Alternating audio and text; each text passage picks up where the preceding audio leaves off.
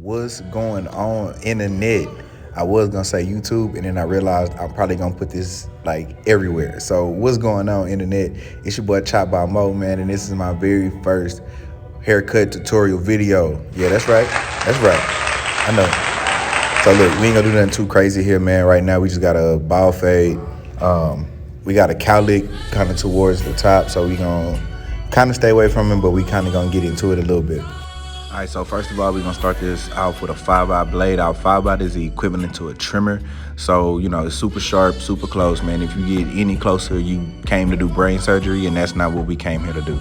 All right, so with the 5-aught blade, man, we just gonna make sure we all the way clean, going over, these panels multiple times, making sure that everything is crisp. As you can see, I go over it one time right here just so you can see, and then you see how it left stubble. But see, if I come back and clean it up, man, it's completely bald. And this is the foundation of the fade, man. Like, if this is sloppy or done messed up, then the whole fade is gonna come out the exact same way, sloppy and messed up. And as you can see, man, I'm making sure that everything is crisp, it's clean. I'm coming underneath that nape area to make sure I don't have to come back and clean nothing up when the haircut is already done.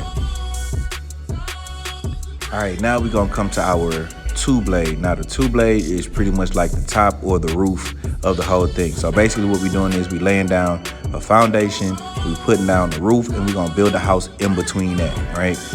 All right, you see me kind of going up right here, right up underneath that parietal ridge. This client gets like a custom fade. It's almost like a drop fade at the top. He really likes the way that it grows back in. And he's also relocating, so you'll see me take this up. You see me turn around, yeah, gave a nod. But you'll see me take this up a little bit higher just because he wanted it to last a little bit longer until he found a barber where he was relocating at. As you see, I'm coming straight up off that parietal ridge.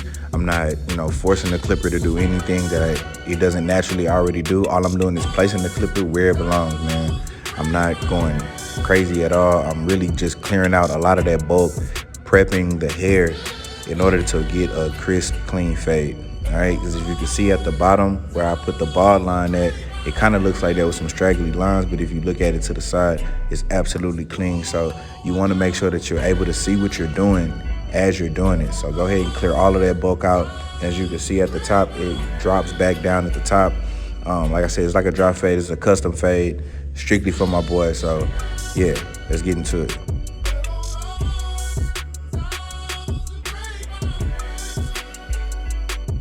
And I cannot stress enough, even if you're using blades, yes, they are very unforgiving and they do have one length, and that length that you cut is that length. But sometimes you do miss hair and you need to make sure that all of your panels are the same length. If you have dark spots in random areas, it's gonna be so hard to detail your haircut. All right, keeping that brush in my hand at all times, no matter what, man. We're gonna start on the first floor, and this is gonna be the one blade. Now, a lot of people get confused with blades because they see the 1A, OA, 18 skip tube, whatever the case is. So basically what this is, remember I told you the 5-aught is like the trimmer, and the one blade is the exact same thing as your adjustables all the way open. Now it is a little bit shorter because of course blades do cut shorter and they are very unforgiving. So this is the exact same thing as you putting in your ball line with a trimmer and then backdoor and coming with it, all the way open with an adjustable and creating that 1-inch panel or that 1-inch space.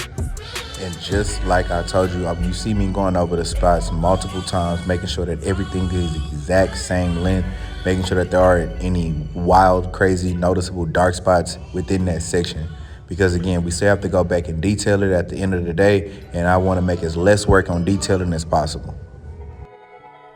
All right, next we move on to our OA blade. So we are using the skip blade method, meaning that we will create a panel or create a section and use the blade underneath it to, one, control the fade, and two, be able to take the line out.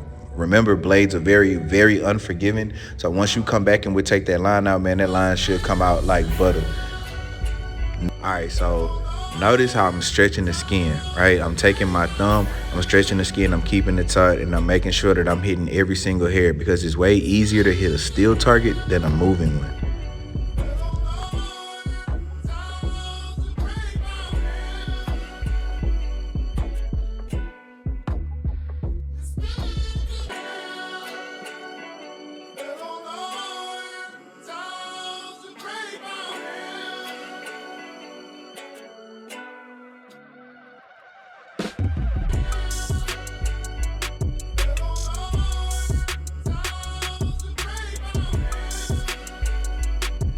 All right, so now we at the safe zone. Look, if you've used blades or know about detachable blades, you already know anything underneath the 1A is scary because you don't know if there's hair there and you don't know if there's not hair there, all right? So just like we did on the first floor with the one blade, we're gonna come back with this 1A blade and we're gonna create a section and a panel big enough that we can control the blend, all right? Because remember, we're using the skid blade method, so we're gonna use the blade underneath it to be able to blend everything out.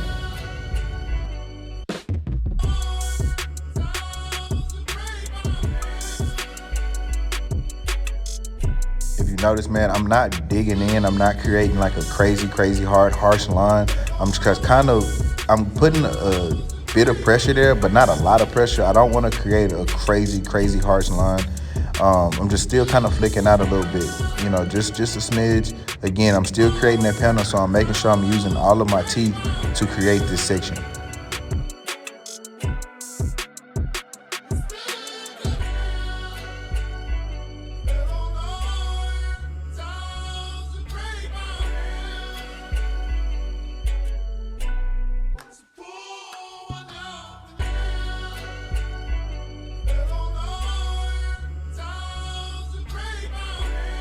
All right, now we get to work on some more stairs to connect these two floors. So right now I'm using a 10 blade.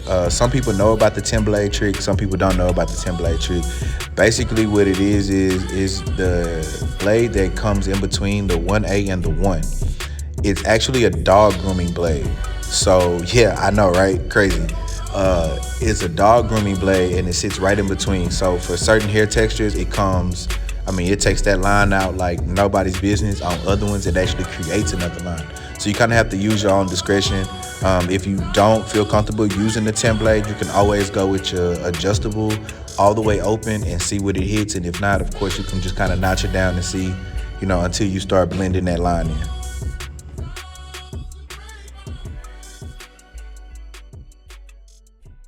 And on this haircut, it didn't actually necessarily take the line completely out. It more or less softened it. So I didn't get it on camera, but I actually went back with my Andis Masters and got the rest of the line out.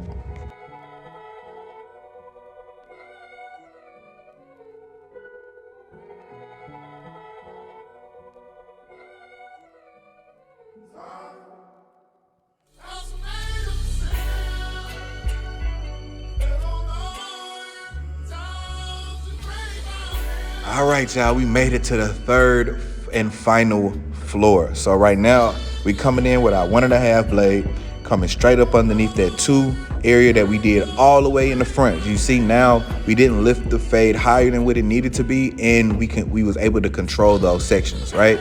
So as you can see, I'm coming in with that 1.5 blade, just coming in and flicking out, bow, bow, bow, bow, bow, bow, bow, bow, bow.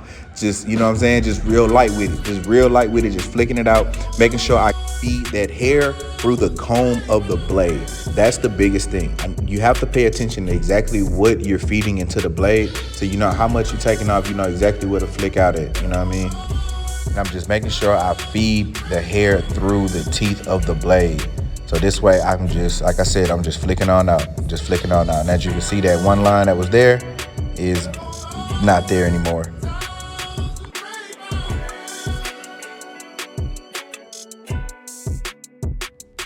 Right here, I'm using my corners, doing some detail work, trying to get, little dark spots out here and there. You'll also see me come back and I'll use the X motion. It's kind of like taking somebody out of a picture. What would you do? You would put an X over it. So I'll do the same thing over with guidelines. If I don't want it there, I'll put an X on it and just make sure I figure out a way to feed the hair through the teeth of each and every blade.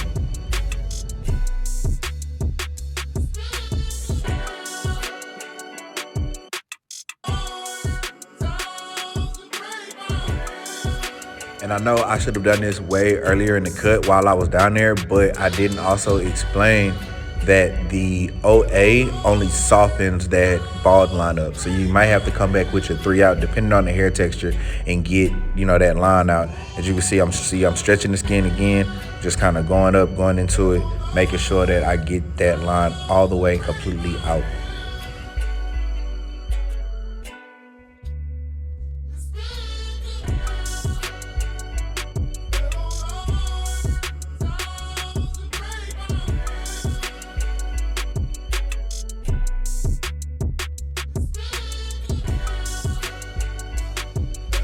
All right, and for the sake of time, and I'm doing this entire thing on my phone, I fast forwarded through the clip over comb. That's an entire other video that I feel like other barbers, other beginning barbers, barber students can use as well.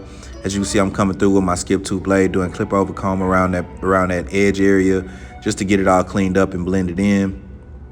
And I'm just doing a little bit of detail work, man. Anywhere I see dark spots, dark areas, just going through, picking at those, with the corners of my blades, making sure I'm seeing, a smooth transition. You see, I'm going back in with my OA, just making sure that everything is crisp, clean, and precise. You see me come through right now with my razor, doing a little bit of detail, edge up work, boom, knocking it down, knocking it down. So here's the cut. This is it, man, from start to finish. Y'all seen it. Using a detachable blade, skip blade system and method. Shout out to my boy A, man. Here we are, a custom drop fade, man. Shout out to you, bro. Hope you do big things on your move, man. You know I'm rooting for you. You know how we rocking. For everybody else, man, thank y'all for watching the videos. It's my very first one. And until next time, man, keep the chop alive.